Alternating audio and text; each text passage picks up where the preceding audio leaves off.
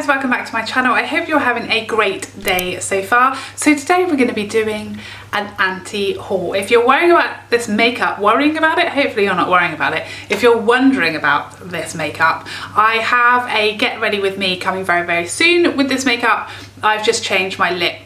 So this is now Eldridge Velvet Decade on the lip, but the rest is coming either soon or it might even be here. We don't know. Who knows what day it is anymore? Not me. Don't even know what week it is. Is it May? So the question of the day is from lovely Rebecca, who asked, if you could only have a full face from a single brand, what brand would it be? And let me tell you, this is hard.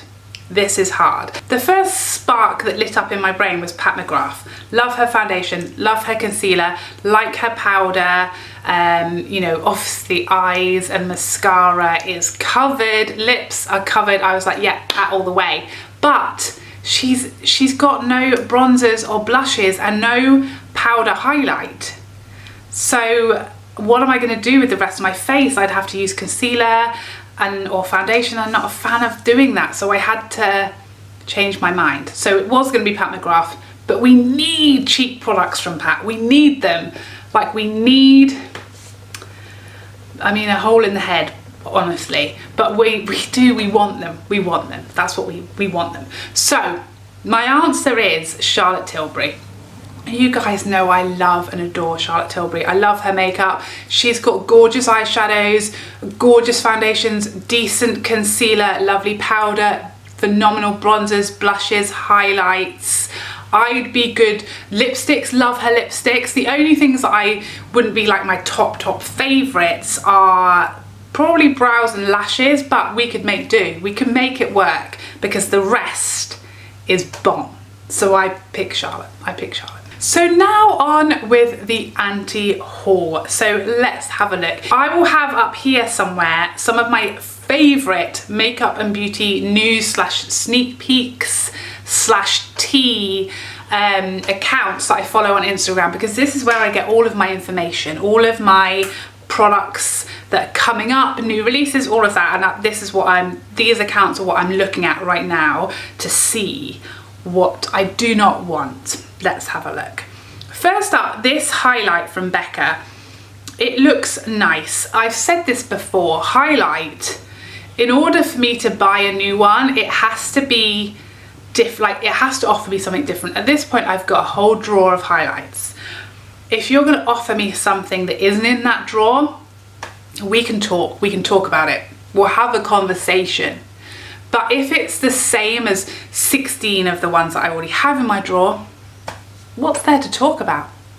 You know, like, what are we going to talk about? We've had the conversations. So this is a no from me. It looks lovely. It looks beautiful. A lovely pinky tone, which again is not my favorite when it comes to highlight. It looks a little glittery in the like natural sunlight picture that Trend Mood has on her page. So it looks a little metallic for my preference. It looks a little pink for my preference. So it's not offering me anything.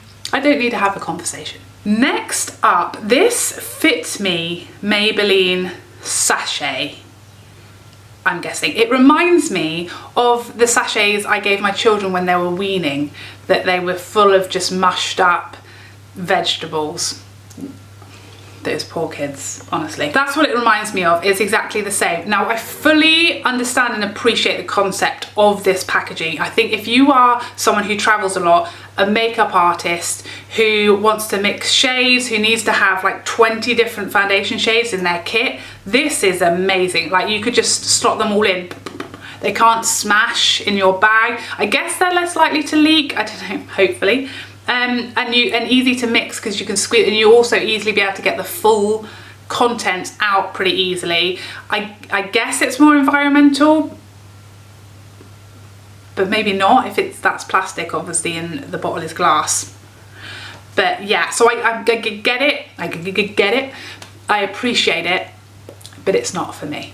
Next up, the Pat McGrath Decadence palette. When I first saw this was coming back, my heart leapt, because I know so many people like, this is like their ultimate regret that they didn't get their hands on this product. It came back with the Star Wars packaging. Star Wars is not for me. I know I know lots of people love it, but it's just not my thing. But lots of people love that. But if you don't love it, do you want Star Wars on your makeup? I don't think I would. So maybe that packaging wasn't for you, or maybe, you know, those launches, they were stressful. They were hard work. You had to get up very early in the day, and even then probably not get one at the end of it. So I was very happy for those of you that I know have been gagging for this palette to come back, and it looks glorious. The packaging is insane. It's a stunning palette, but it's all shimmers, and it's like all her special shimmer stunning shades. And for me, I want a palette to have mattes and shimmers. If anything, I want more mattes than shimmers as a ratio. So this is definitely one for me that I feel I can skip, because I have 3 of her palettes.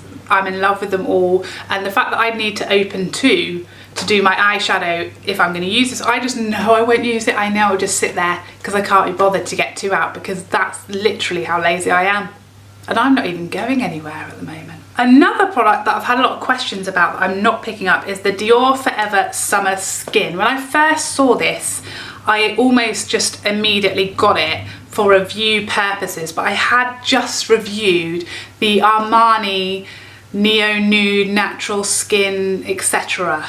foundation, and this seems very similar to that one, and that video didn't do very well. It wasn't very popular. Not that many of you watched it. Not that many people were super excited to see it, and this is a very similar product, but it only has 4 shades, and it's limited edition. A foundation limited edition. But why? Do we know? That makes no sense to me. So if I do happen to love it, which it doesn't really sound like it's got enough coverage for my preference, if I'm putting actual foundation on, or not foundation, if I'm putting base on, then this is what I want. Otherwise, I'll just generally go a BB cream or you know, something with SPF in it. But yeah, if I do love it, what am I going to do when it runs out? I can't risk it. I can't risk the FOMO. I don't understand why. Sorry if the light keeps changing. We're natural daylighting it up these days, and it's unpredictable, you know. This is England. Next up, this Jeffree Star 420 collection. I don't know why I am and I'm not allowed to say on my channel and risk getting demonetized, but these types of products are allowed where he lives. They're not where I live, so it's a very strange thing to me, because these are like products are all tailored towards focusing on this thing that here you can go to jail for. So it's a very odd concept to me that his line seems to be like targeted very much at children, with, you know, super bright colours and super extreme, like controversial stuff. Like, it's, you know, to me it seems like it's teens, young people that are his audience. So it's a really odd concept, and I guess it's the difference in culture. But yeah, I mean, none of that is entering my house ever. Next up, the Orgasm X collection from Nars. I have the Orgasm X blush on my face as we speak right now. It's just there, sitting there. I love it. It's my favourite blush from Nars. Bear with. Where is it? Talk amongst yourselves. We got it. It's here. Here it is. So this, look, this is what we're dealing with. So this is my favourite Nars blush of all time. I like it so much more than regular Orgasm.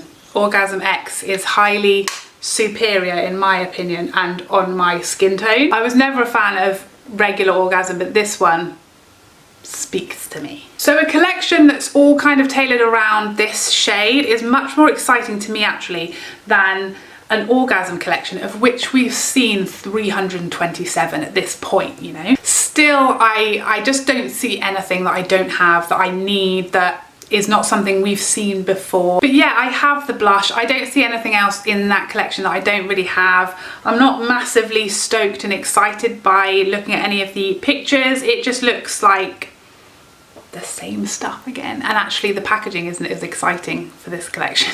as their previous ones. Next up, the Illamasqua liquid highlights that have just launched. They look beautiful, really, really lovely, but you know me, I'm not a liquid highlight kind of girl. I've just bought the MAC one for review purposes.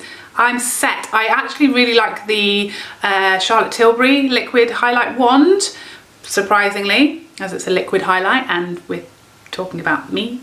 I also really like my Anastasia one, so you know, I've got it covered. If I want a liquid highlight, I've got them. I don't want to collect them because I know I won't use them. And last but not least, the Tarte Hydrocealer. You know, Tarte still isn't especially easy to get here in the UK. It's pretty much, as far as I remember, only available on QVC. This shade range just tells me they have learnt nothing from the Shape Tape incident of 2019, which they then rectified, and we were all told, oh, you know, they rectified it, so you shouldn't be upset. And then they've gone and done it again though. Not great. So yeah, I don't need concealer. I'm so super happy with my Pat McGrath and my Hourglass concealers. Those are like my two, why am I doing this? Peace. Those are my two go-to concealers. I don't have a lot of faith that this one's going to beat them, and I get bored of seeing companies just making these same mistakes over and over again and us pretending not to see them. That it turns me right off a brand, you know. Yeah. So there you have it. Those are the new releases that I am not having, that I am not interested in, that I'm not picking up for various reasons. Please tell me what your thoughts are on these products and whether you're picking them up, whether you're loving them, or whether, like me, they're a pass for you. I would love to see you in the next video. Otherwise, take care for now. Bye bye bye bye bye.